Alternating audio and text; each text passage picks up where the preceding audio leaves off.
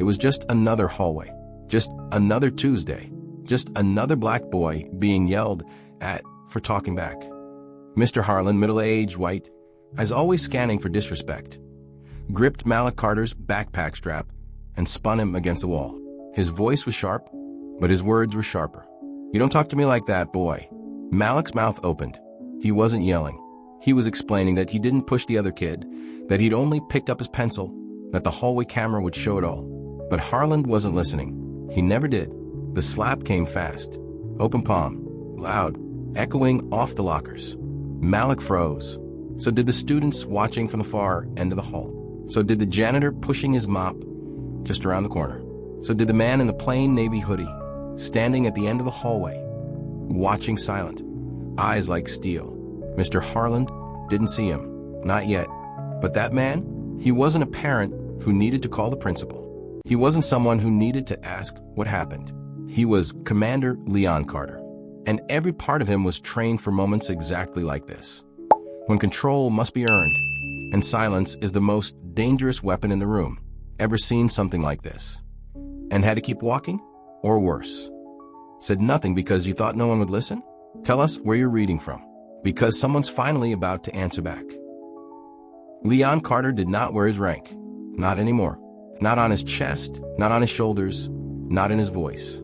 He had spent over 20 years in the United States Navy, 15 of them with SEAL teams, 8 of those in leadership, and 5 of them as a strategic advisor to high-risk operations across the globe. He had learned how to lead, how to break, how to rebuild, and most of all, how to wait. But the hardest thing he had ever done was stand at the far end of a school hallway and watch someone strike his son. He had dropped Malik off just 10 minutes earlier. The boy had forgotten his homework in the car, and Leon had brought it inside himself, deciding to take the extra walk. That was when he heard raised voices down the corridor. He walked slowly, not out of fear, out of calculation. Every step was measured, every breath controlled. Then he saw it, the slap, the shock, the silence that followed. Malik stood frozen against the wall, his small frame trembling but not collapsing. The teacher, Mr. Harland, still loomed over him, his finger pointed like a weapon, barking something about respect. Leon did not move. He did not shout. He simply waited for Harland to finish. When Harland finally turned around, Leon was already walking toward him. The teacher flinched. The hallway had emptied now. A few students lingered behind lockers. A custodian turned off his vacuum. The air was thick. Leon stopped only a foot away from the man who had just hit his son. "You don't know who I am," Leon said calmly. "And right now, that's the only reason you're still breathing." Harland opened his mouth. Leon raised a hand. "I'm not finished."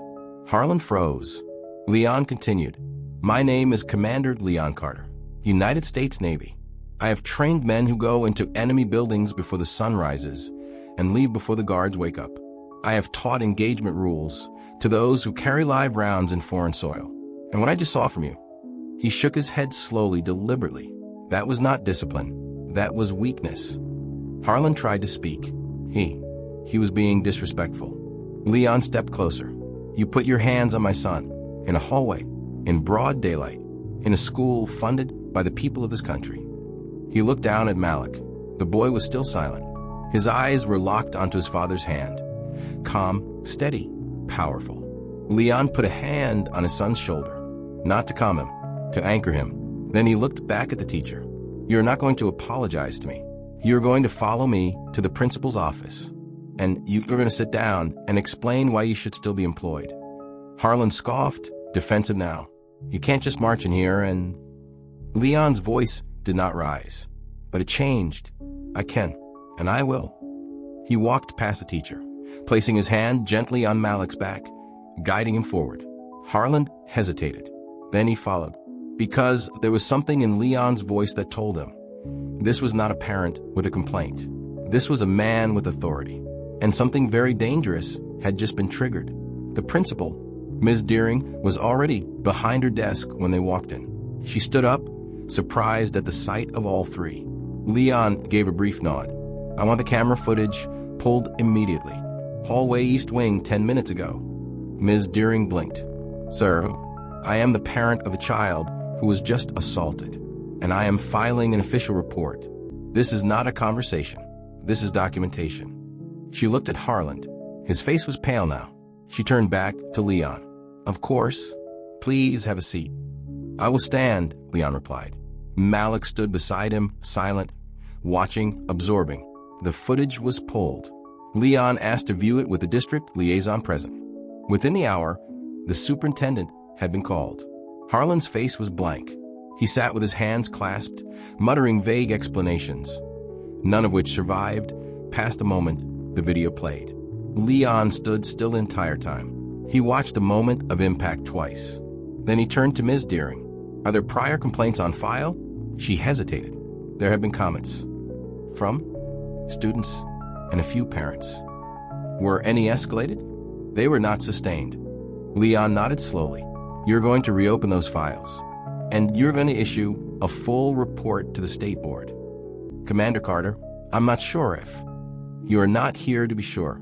You are here to follow protocol. His voice was still calm, but everyone in the room could feel it. This man had given orders in war zones, and this, to him, was no different. Outside the office, Malik finally spoke. Are you going to get him fired? Leon looked at his son.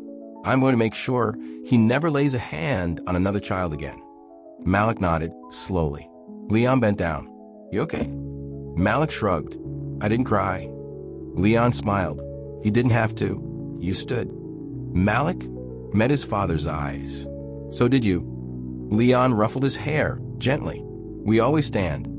That evening, Leon filed a complaint not only with the school board, but also with the local education commission and a civilian oversight group he had helped design during his time advising the Department of Defense. He did not post online. He did not shout into the void. He used systems, because that is what Darius King had taught him, because that is what real power looks like. Principal Deering sat at her desk the next morning, staring at the blinking cursor in the school incident reporting system. It was nearly 7 o'clock in the morning, but she had already been at her desk for more than an hour. She had not slept well. No one had. The report in front of her was simple in content, but immense in consequence. Incident. Physical altercation between staff and student. Involved Mr. Daniel Harland, tenured social studies teacher, and Malik Carter, 6th grade student. Reported by Commander Leon Carter, parent. The footage had made everything inarguable. Even without sound, the sequence was clear. The push, the slap, the accusation. There was no misunderstanding to hide behind. No blurry angle. Just the unmistakable image of a grown man striking a child. Principal Deering knew the implications. She also knew the history, and that was the part that made her stomach twist. Because this was not the first time Daniel Harland had been reported. It was just the first time anyone with power had been watching. 3 years earlier, a mother had sent a formal complaint. Her son, a quiet boy named Ethan, had been repeatedly singled out by Mr. Harland during group discussions. Ethan was biracial, and the mother's complaint had cited language like people like you, and that is not how we do things in this country. It had been noted, filed, and eventually closed with the phrase, insufficient corroboration. A year after that, another complaint arrived, this time from a student who claimed Mr. Harland had called him ungrateful and entitled when he asked for an extension after missing class due to a funeral. That report never even made it to the district. It was labeled as a classroom management concern. By the time Malik Carter was struck, there were 5 formal complaints and at least twice as many informal notes in Harland's file. None of them had changed anything, because Harland had tenure, because Harland was a known quantity, because Harland coached debate and brought home regional trophies, and because no one powerful had ever looked close enough to care. Until now, at exactly 10 minutes past 8 in the morning, a man in a gray suit entered the main office of the school. He introduced himself as Samuel Young, a compliance officer with the State Department of Education. He carried a folder in one hand and a laptop bag over his shoulder. His tone was calm. His badge was real. Principal Deering led him to her office, trying to act composed, but she knew what this meant. An inquiry had already begun. Meanwhile, across town, Leon Carter was in a video call with a legal consultant from a nonprofit group that monitored civil rights violations in public education. He did not shout. He presented facts. He outlined the timeline. He listed the complaint history.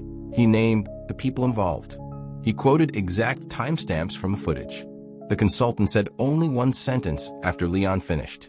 "I think we're going to need a full audit." Leon nodded. "I already have a contact at the Department of Defense's Education Liaison Division. I'll put them in touch." By lunchtime, the school was buzzing. Rumors moved faster than facts. Students whispered that the school was under federal investigation, that someone was getting arrested, that Malik's father was CIA. Even teachers whispered. Harland had not returned to class. His name was no longer on the substitute roster. His car was not in the lot. In a teacher's lounge, Mrs. Keller, who had shared a hallway with Harland for over 10 years, sipped her coffee with both hands shaking. "I always knew he was rough," she said quietly, "but I never thought." She trailed off. Mr. Darnell, a younger English teacher, replied, "You did think. We all did. We just didn't say it." Someone else added, "Well, now it is too late to pretend we did not." At home, Malik sat on the couch with his laptop open. He was supposed to be doing homework, but his browser was full of news headlines. Local teacher suspended after alleged assault. Navy SEAL father calls for full investigation. School faces scrutiny over long-standing complaints. His name was not in the headlines, but he saw himself in the stories. His photo had not been leaked, but he knew people at school would connect the dots. He closed the laptop. "I did not mean for this to blow up," he said to his father, who was sitting nearby. Leon looked up from his own screen. "He did not blow anything up. You stood still. Someone else threw the first match." Malik looked down. Leon continued, "You did what was right. That is not something to be ashamed of, ever." At the district office, an emergency meeting had been called. Seated around the table were the superintendent, 2 school board members, a legal advisor, and a district media consultant. The agenda was blunt: contain the damage. "We need to prepare a public statement," the media consultant said, "something that addresses the incident, but emphasizes ongoing review." The legal advisor interjected, "We also need to protect the district from liability. Do not admit fault." The superintendent looked tired. "This is not going to go away. The father has connections." A silence followed. Everyone understood what that meant. They were not just dealing with a parent. They were dealing with someone who knew how to use power, not to threaten, to structure consequences. That evening, the school district issued a formal statement. It acknowledged a serious incident involving a staff member and a student. It confirmed immediate administrative leave. It announced an independent review by third-party investigators. It did not name Harland. It did not mention the prior complaints. It did not mention Malik. And it certainly did not mention Leon. But the public response was swift. Comments flooded the school's official page. Parents demanded answers. Alumni expressed outrage. And community leaders began calling for Harland's termination and a full review of disciplinary patterns across the district. The next day, a journalist from a major regional outlet published a story titled, "5 Complaints, 0 Consequences. The Pattern the School Ignored." It included interviews with 2 former students, both of whom had reported Harland's behavior years before. It included excerpts from internal memos, and included the full video clip of the incident, the slap, the silence, and the man at the end of the hallway, walking forward with steady purpose. By the end of the week, the governor had weighed in a press conference on education policy. She responded to a question about the school incident. No student should be harmed in a place of learning. No adult should be protected from accountability because of tenure or reputation. And no system should defend silence over justice. Her words made the evening news. Leon did not watch the press conference.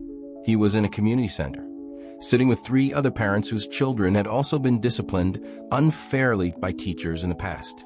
He was building something, not a lawsuit, a network. By the end of the first week, national media had picked up the story. It had spread far beyond Riverstone Middle School, far beyond the town, and into conversations that lived on morning news shows and podcasts and message boards. Most stories used the same photograph, a still image from the security footage, showing Malik Carter frozen mid-step, just seconds before the slap. But none of them showed what was more dangerous, the pattern underneath it. Commander Leon Carter already knew there was more.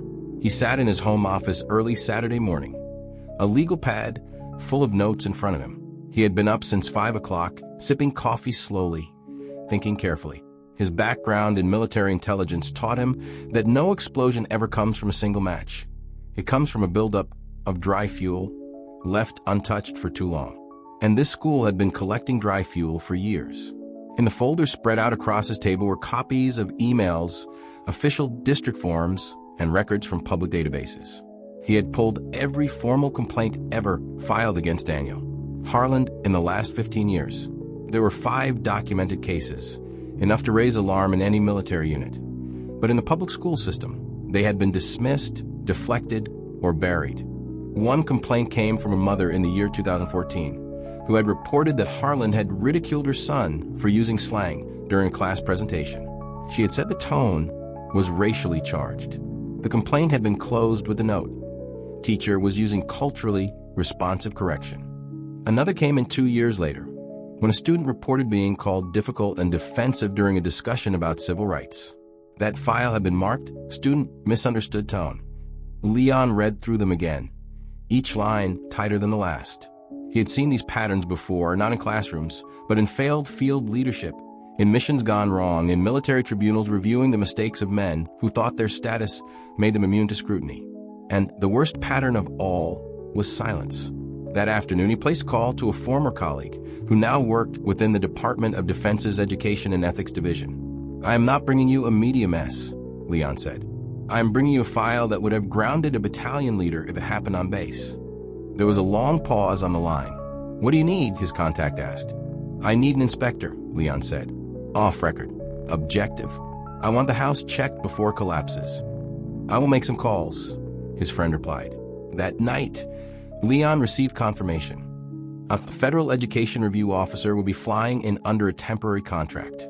It would not be public, not yet, but it was real. The next wave of truth did not come from adults. It came from former students. A girl named Jada, who had graduated 2 years earlier, posted a thread on a social media platform. She wrote about the day Mr. Harland had forced her to apologize in front of the entire class for disrespecting a guest speaker, even though all she had done was ask if the speaker had ever taught at a school with more than 10% students of color. She had been labeled as combative. Her thread ended with a sentence that hit hard. "I did not have a father like Malik's, but I have a voice now." Within 24 hours, it had been shared over 10,000 times. Others followed. One boy shared how he had been accused of stealing a library book, only to have it found in another student's locker days later. No apology ever came. Another wrote, "I asked why slavery was still called a labor system in our textbook. Harland told me to stop making things political." Another simply posted, "He made me feel like I did not belong. And that was the first time I stopped wanting to learn." Patterns formed. Language repeated. Stories stacked on top of each other like bricks, revealing a wall that had stood in silence for years. The Riverstone School Board called a special public session. Chairs filled before the meeting began. Parents stood along the back wall. Reporters hovered outside. The superintendent opened with a prepared statement, voice steady, eyes tired. "We are here to listen. We are not here to debate anyone's lived experience." The first parent to speak was a father who held up a printed photo of his daughter and read her suspension notice aloud. She had been sent home for insubordination after walking out of Harland's class during a heated discussion on race. Next came a grandmother. She read directly from her grandson's referral, which described him as agitated, disruptive, and difficult to redirect. The boy, she said, had been grieving his father's death that week. And then a student stood up, not a former student, a current one. His voice cracked as he said, "I come to school every day thinking I need to prove I am not what he sees." His words were met with complete silence, not because people disagreed, but because the truth, when finally spoken aloud, does not echo. It lands. Leon sat in the back row, arms folded listening. He did not speak. He had already spoken. Now it was time for others to carry the message. That, he knew, was power that lasted. On the following Monday, Daniel Harland was removed from his position. No hearing, no letter of appeal. The district cited cumulative misconduct. But people knew the truth. It was not one slap. It was 15 years of institutional neglect, 15 years of avoidance, 15 years of kids learning to fear one particular room more than any other. But the fall of Harland was not the end. It was the beginning. It was 8 o'clock on a Wednesday morning when the call came. Leon Carter was standing at his kitchen counter, waiting for his coffee to finish brewing, when the phone buzzed. It was a number he recognized but had not seen in several years. Washington, D.C., office line, ending in 2154. He answered on the first ring. Leon Carter speaking. The voice on the other end was calm, measured, and unmistakably federal. Commander Carter, this is Deputy Director Nadia Sloan from the Department of Education's Office for Civil Rights. You were referred to me by your contact at Defense. Leon said nothing at first. He waited, listening, feeling the gravity before responding. I am listening, he finally said.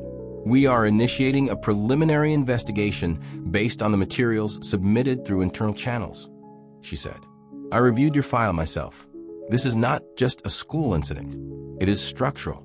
It affects policy enforcement, equity standards, and failure of compliance protocol. Leon closed his eyes briefly. What do you need from me? He asked. We need access, names, communications, any other complaints you have been made aware of since the first incident. I have all of that, he said. But I want one thing confirmed before we go forward. Which is? Leon's voice was steady. That this is not just a report. That this will not be buried under bureaucracy. There was a pause on the line. Then Nadia said, this is a Title VI priority case now. It will be elevated to oversight within 72 hours. And I will make sure your son's name never leaves the protected column.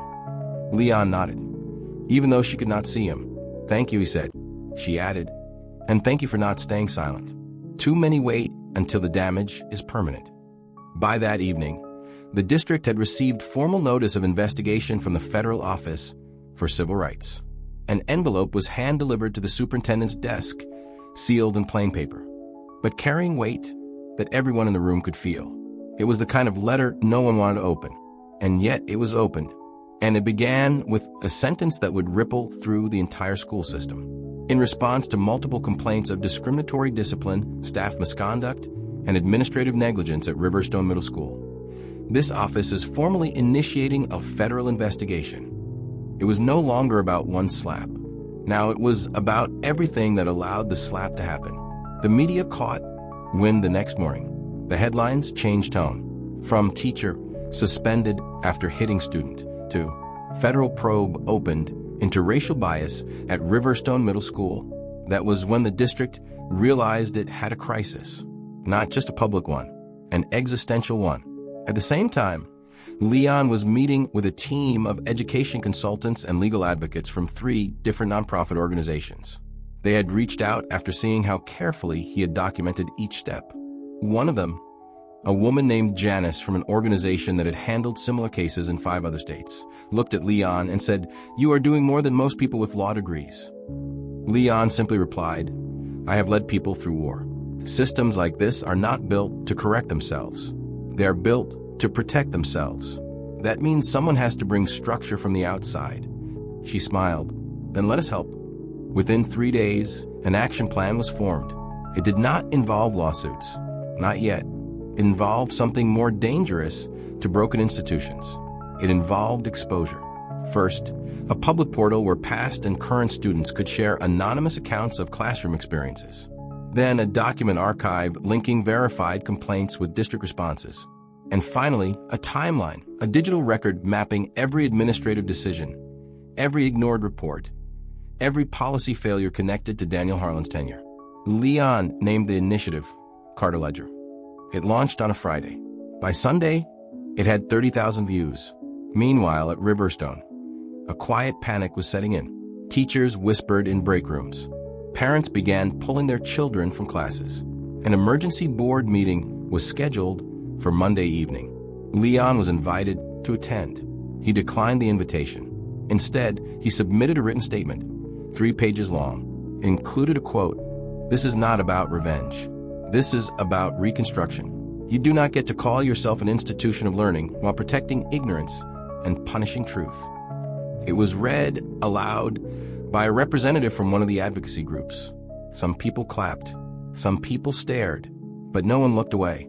Malik, meanwhile, was trying to live through it all. He still had schoolwork. He still had basketball practice. He still had friends, though some were beginning to act differently. Some with awe, others with distance. He asked his father one night, "Am I the reason everything's changing?" Leon looked at his son with the calm of a man who had seen entire countries shift on single moments. "You were the spark," he said, "but the fire was waiting long before you got there." The Office for Civil Rights began interviewing students. They spoke to teachers. They requested internal memos. One document surfaced, a staff newsletter from 4 years prior in which Harland had written an opinion piece on restoring discipline in modern classrooms. It had been full of veiled language, dog whistles, and coded terms about cultural behavior, language standards, and respect culture. It had raised red flags back then, but nothing had been done. Now it became evidence. At the federal level, word began to spread. A congresswoman from the state issued a public statement of support for the investigation. She said, "If we fail to protect our children inside our schools, we have already failed to defend them outside." Leon heard the quote in passing. He did not respond. But later that night, he placed a call to contact at the Naval Academy. He requested a formal ethics statement from the Department of Defense, one that could be read aloud at an upcoming education conference. When asked why, he said, "Because I want them to know this is not just about one child. This is about the principle of how we lead and how we fail when we stop looking." By the time the federal investigation officially entered its second week, the entire school district was holding its breath. What had started as an incident had become a full-scale structural audit. Classroom footage was being reviewed. Email archives were being subpoenaed. Attendance records were being cross-referenced with disciplinary files. And behind every document, there was a single name that made administrators shift uncomfortably in their chairs: Harland. But even deeper than that, there was a force more unsettling: Carter. Not because he was loud, but because he was precise. Because he had moved through this entire storm like a man who had already drawn the map. Leon Carter did not walk into the district office like a man seeking revenge. He walked in like a man who had been asked to identify a blind spot in a security perimeter. His posture, his questions, his cadence, it all felt too calm for a parent with a grievance. That made people nervous. And when people are nervous, they make mistakes. One such mistake came from a district compliance officer who accidentally copied Leon on an internal email thread discussing containment language for the next press release. The phrase that stood out: "We cannot let this become a military versus school authority narrative." Leon read the line twice. Then he forwarded it to the Office for Civil Rights. Then he said nothing, because the point was already made. This was never about military versus school. This was about principle versus permission. At Riverstone, changes were happening fast. The school's interim principal, brought in after Principal Deering was placed on leave, announced mandatory equity and de-escalation training for all faculty members. One teacher, a math instructor named Mr. Allen, stood at the first meeting and said, "Why are we being punished for what one person did?" The consultant running the session replied without missing a beat, "You are not being punished. You are being rewired." That quote was written on the whiteboard and left up for the rest of the week. Meanwhile, the Carter Ledger, the initiative Leon had launched with the advocacy teams, expanded. Now it included timelines for every school in the district, complaint-to-action ratios, suspension rates by race, teacher evaluation trends. One graph, titled "Who Gets Heard?", showed that complaints from white parents resulted in policy action at a rate nearly 4 times higher than complaints from Black or Latino families. When the graph was shared by a national education reporter on social media, it reached over 300,000 views in a single day. Still, resistance lingered. A group of conservative columnists began to frame the story differently. They called Leon a destabilizing force. They called the investigation an overreach. They tried to shift the narrative from "system failed" to "a man overreacted." Leon did not respond to any of it, but others did. A group of retired Navy officers wrote an open letter published in 4 major newspapers. It read in part, "Commander Leon Carter did not destabilize the system. He exposed one that had already been crumbling beneath the weight of its own cowardice. The letter was signed by 42 veterans. Inside the school, the students were changing, too. Malik walked the halls differently now, not out of pride, but out of clarity. He understood now what his father meant by pressure reveals the cracks. Because he could see them, in who got called out, in who got skipped over, in who was warned gently, and who was dragged to the office. His friend saw too. One of them, a girl named Simone, wrote an article for the school's newspaper titled, "When Silence Feels Safe, It Protects the Wrong Things." Her piece was honest. It did not name Harland, but it told the truth about the culture that allowed him to exist. The paper was printed and distributed. Half the staff refused to pick up a copy. The other half shared it with their families. The turning point came during a town hall meeting held at the local community center. It was supposed to be routine, an update from the district, a question and answer session, but it turned into something else. It turned into testimony. One by one, former students stood up. They were no longer children. They were 20, 30, even 40 years old now. They told stories about detentions that turned into transfers, about being labeled aggressive at age 11, about learning, at far too young an age, what it meant to be guilty before proven anything. Leon sat in the back row. He did not speak. He let them fill the room, because sometimes power is not in the voice that commands. It is in the silence that listens with purpose. After that night, the superintendent resigned. No statement, no apology, just a single email sent to the board. The district replaced her with an interim director who had spent years advocating for restorative justice in schools across the state. Her first order of business? Audit every disciplinary file for the past 10 years. Her second? Reinstate 3 students who had been expelled under questionable circumstances, all of whom had filed complaints that had been ignored. Leon received a letter in the mail 1 week later. No return address. Inside was a photograph of a hallway, his son's hallway, freshly painted. No longer gray, but a bright white with blue trim. And across the wall, written in clean block letters, "A system is only as strong as the children it protects." Underneath, in smaller script, "Let this hallway remember who stood still and who finally moved." Change rarely begins with a roar. It begins with a meeting no one expects to matter. A hallway freshly painted. A hand raised during a school board vote that once would have been symbolic. It begins in the pauses, the shifts, the quiet refusals to return to what used to be. At Riverstone Middle School, the rebuild began not with blueprints, but with a question.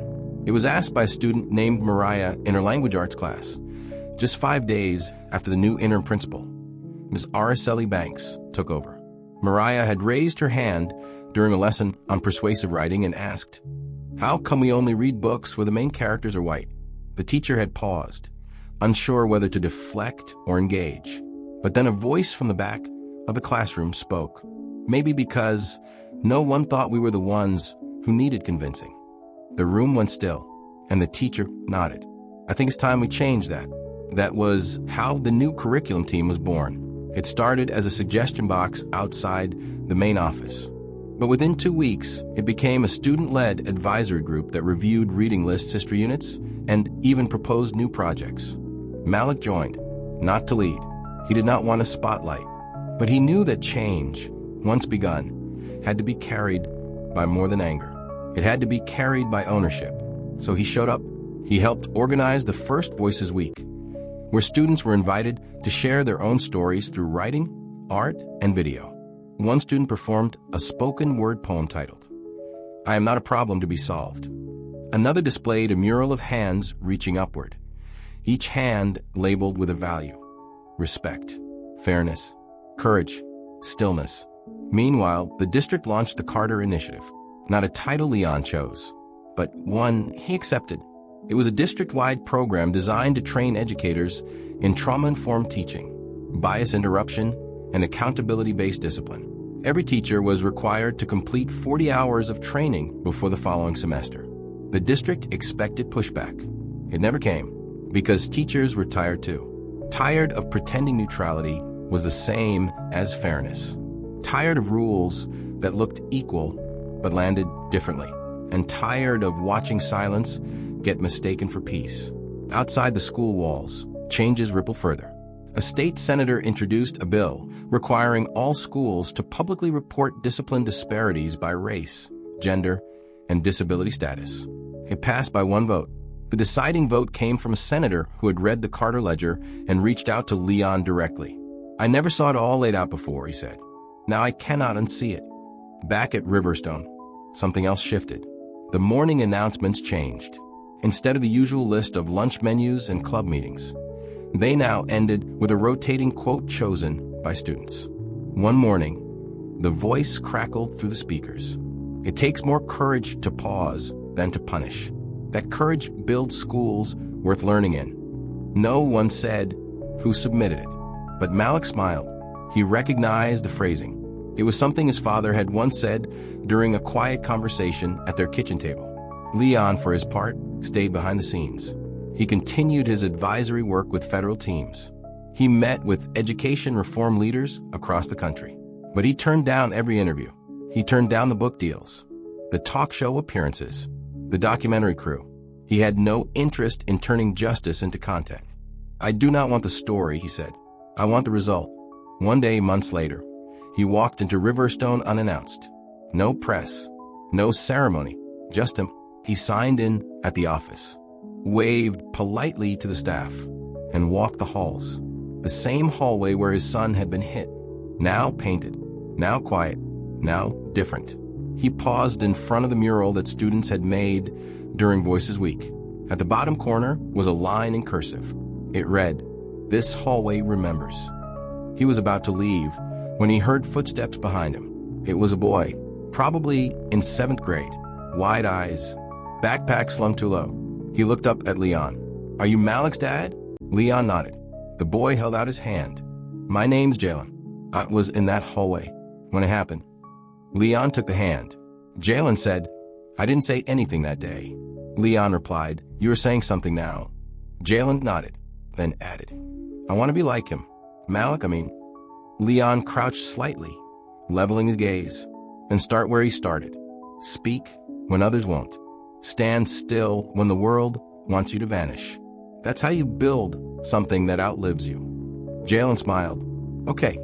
Later that week, Ms. Banks invited Leon to speak at a faculty training.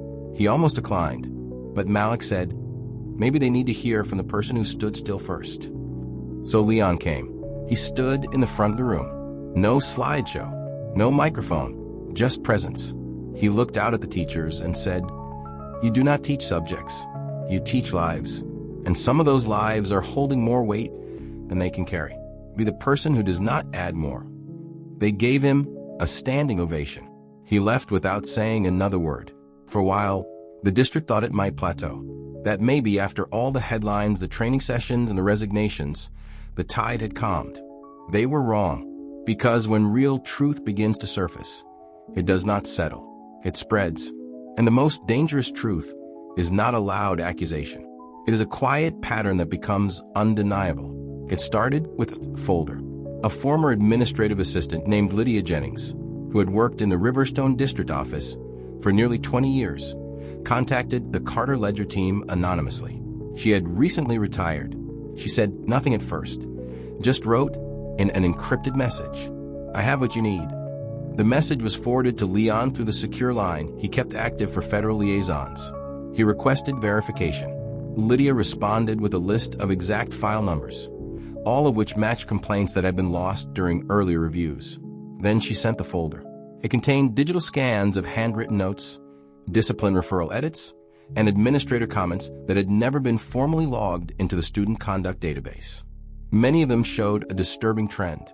Complaints that mentioned Daniel Harland by name had been edited.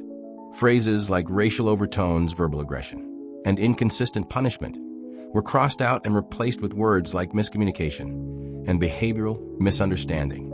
Even worse, at least 4 reports filed by parents of black students had been stamped with a handwritten note. Do not escalate unless media involved. Leon printed every single page. He placed them in a binder and labeled it with one word, buried.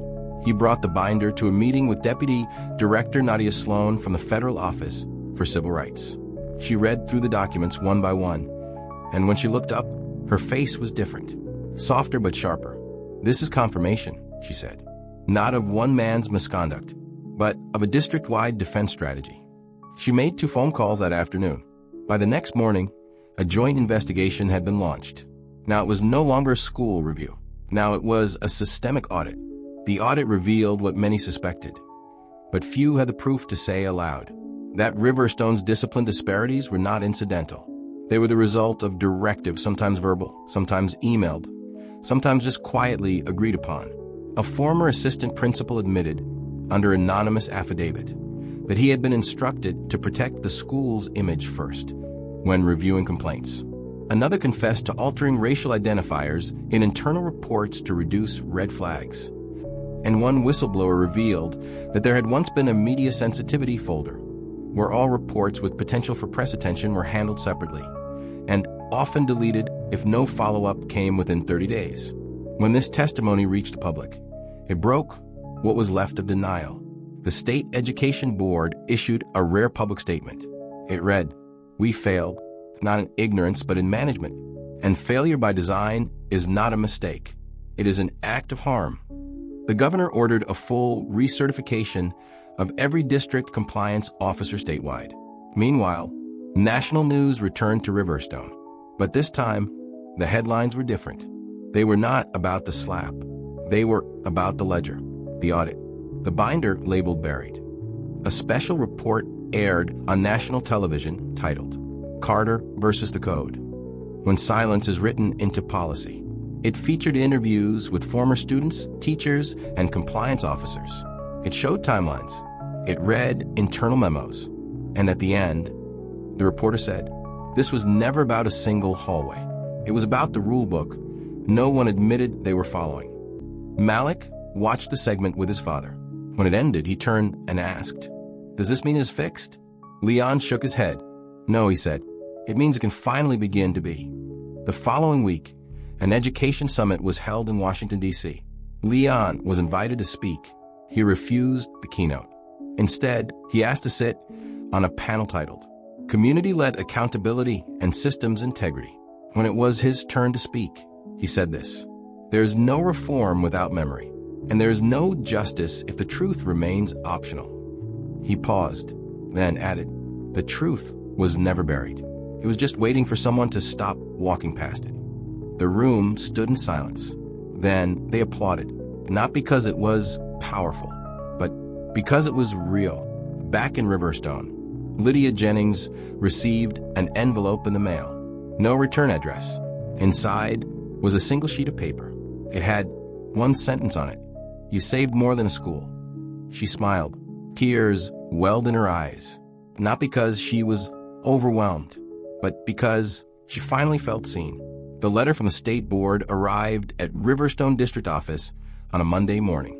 It was printed on cream paper, with an embossed seal pressed gently into the upper left corner. Simple, quiet, but final. Inside was the official decision. Riverstone School District would be placed under provisional federal oversight for a period of 24 months. All leadership training, hiring protocols, disciplinary reviews, and student conduct policy changes would require external validation by a 3-member review board. In short, the district had lost its autonomy. For the first time in its 60-year history, it would answer directly to the government. And it was not just symbolic. It was structure. The first meeting with the review board was held in a quiet room with glass walls and fluorescent lighting. The kind of room where nothing dramatic ever happens, unless you understand the language of silence. 3 members sat at the front. One was a former teacher and education equity specialist. One was a civil rights attorney. The third, a retired Navy officer with experience in systems, audits, and institutional reconstruction. Leon Carter did not join the board, but his legacy did. His name was on the reference sheet that the board used to begin the review. It was titled Chronology of Accountability. The first line read, "March incident occurs. Parent does not escalate emotionally, escalates structurally." Within the first 90 days of oversight, more than 27 policies were rewritten. The term discipline was redefined. It was no longer just a record of what a student had done wrong. It became a living document of how an institution responds, or fails to. Students were now allowed to submit written reflections alongside referrals. Parents were given real-time access to conduct reports, and all referrals now included a mandatory reason for de-escalation attempt failure box. It was a simple checkbox, but it changed everything. Because now teachers had to prove that they tried, not just say that they did. The consequences rippled beyond Riverstone. 3 other districts in the state requested early audits of their own systems. One principal in a nearby city voluntarily stepped down after reviewing their own suspension data. A superintendent in another district wrote a letter to her staff. It ended with a sentence: "We do not wait to be caught. We choose to be accountable before silence chooses us." At the federal level, the Office for Civil Rights released a public memo outlining new national guidelines for what they called disparity hotspots. Riverstone was listed in the top 5, but the memo did not just name, it praised. Riverstone is now an emerging example of structural responsiveness, it said. Proof that transformation is possible when truth is not resisted.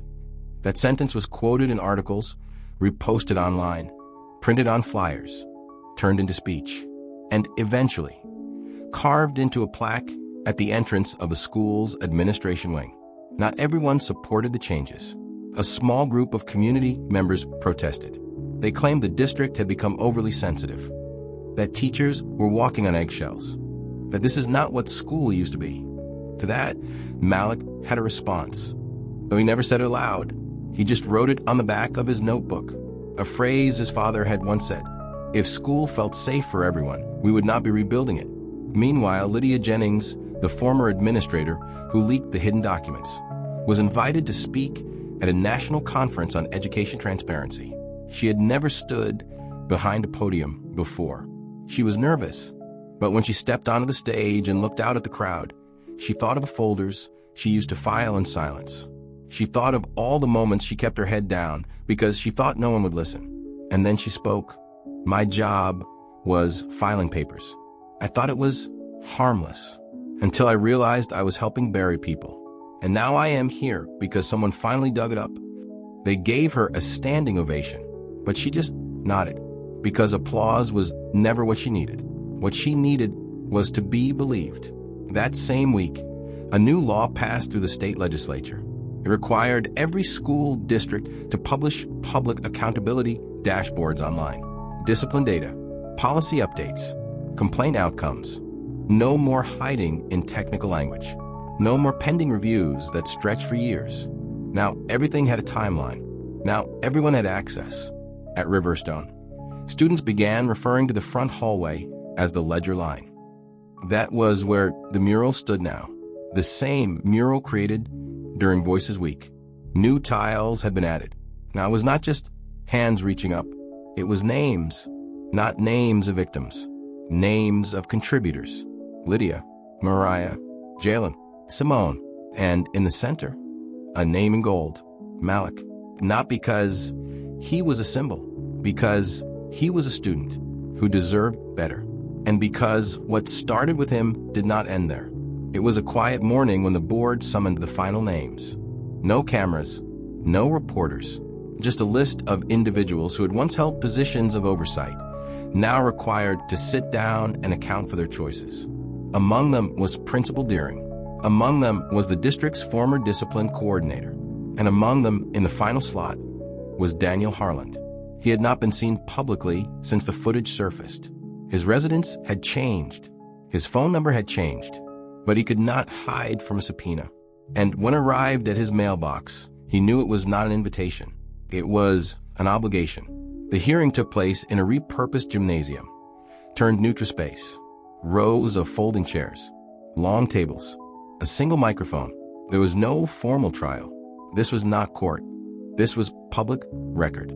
Leon sat in the back row, arms crossed not out of anger, but out of discipline. Malik sat beside him, still, listening. Principal Deering went first. She began with a defense, a list of accomplishments, a history of service. But when the panel asked why multiple complaints about Daniel Harland had been ignored. Her voice faltered. She said, "It was hard to prove intent." A board member replied, "That is why we are here. Because intent is no longer the threshold. Impact is." She nodded, and she said, "I failed, because I thought waiting was safer than deciding." The discipline coordinator came next. He brought spreadsheets, graphs, charts. He spoke in numbers. But the board member, the Navy veteran, interrupted. "We are not here for data," he said. "We are here for accountability." The coordinator lowered his eyes and said, "We wanted to believe he would change." Another board member said he did not. But the policies let him keep trying. That line would later appear in a newspaper headline. Then it was Harland's turn. He entered wearing a plain gray suit. No tie. He sat down at the table and adjusted the microphone. And for a moment, it looked like he might apologize. But he did not. Instead, he said, "I was a strict teacher. That is not a crime." One board member replied, "It became something else when your version of strict only seemed to target certain students." Harland's face twitched. He said, "I treated them all the same." Another voice came from the panel. "No, you treated them all the same when the lights were on. But when the hallway was empty, you chose who was safe and who was not." He said nothing. The silence hung there. Then the Navy veteran on the panel spoke. "Do you remember what you said to that boy before you hit him?" Harland shook his head. "I do not remember." Leon's voice broke the silence. One sentence. "I do." Every head turned. Malik looked up. Leon did not stand. He did not raise his voice. He said, "You do not talk to me like that, boy." And then you raised your hand. Harland blinked, swallowed, said nothing. The board closed the hearing with a single sentence. "This file is closed, but the consequences remain open." Outside, reporters waited, but no one stopped to speak, because there was nothing left to interpret. The truth had landed, and for once it had not been softened. A week later, a final ruling was issued. Daniel Harland was permanently barred from working in any state-affiliated educational institution. His teaching license was revoked. His pension was frozen, pending further review. His name was removed from the district's wall of tenure. The plaque that once honored his years of service was replaced with a line that read, "History cannot be erased, but it must be corrected." Principal Deering took a consulting position at a nonprofit focused on early intervention training for school leaders. She sent a letter to the Carter family. It did not ask for forgiveness. It did not attempt to explain. It simply read, "I was late. You were right. I hope to never be late again." Leon did not reply, but he saved the letter, because even reckoning, when sincere, deserves a place in the record. Malik, now nearing the end of his school year, gave a short speech at the closing assembly. He did not talk about what happened. He talked about what changed. He said, "This school is not perfect, but I walk in every day and know I matter." That was not always true, and that truth matters too. There was no thunderous applause. There was quiet respect, which is all he had ever asked for. It was the first day of the new school year. The air was different, not just because the walls had been repainted, or because the office staff now smiled with intention instead of routine. Not just because the student handbook had been rewritten, or the teachers wore training badges that said Equity Certified. It was different because there was memory in the walls now, not pain, purpose. Malik Carter walked through the school gates without his father that morning, not because Leon was gone, but because he no longer needed to walk him in. Because Malik had become more than just a boy in the video. He was now a mentor. He had started a peer circle for younger students who felt unseen. He had helped write the new classroom culture guide titled How We Belong. And he had done it all without becoming a symbol. He had done it by showing up at the far end of the hallway. Something new had been added to the mural. A brass plaque, not large, just polished. On it was engraved a sentence chosen by the students. They tried to control the story. He rewrote the ending. No name, no mention of titles. Because legacy, when earned, does not need attribution. Across the state, schools were following Riverstone's model. They were using the Carter Ledger as a template for their own audits. One district called it the Listening Project. Another called it the Rewrite. A third, in a rural county, simply called it Malik. In the Carter home, Leon stood in the garage, holding an old military duffel bag. Inside were folders, printouts, letters, documentation. He paused, then placed them gently into a locked storage bin. He was not discarding the past. He was preserving it.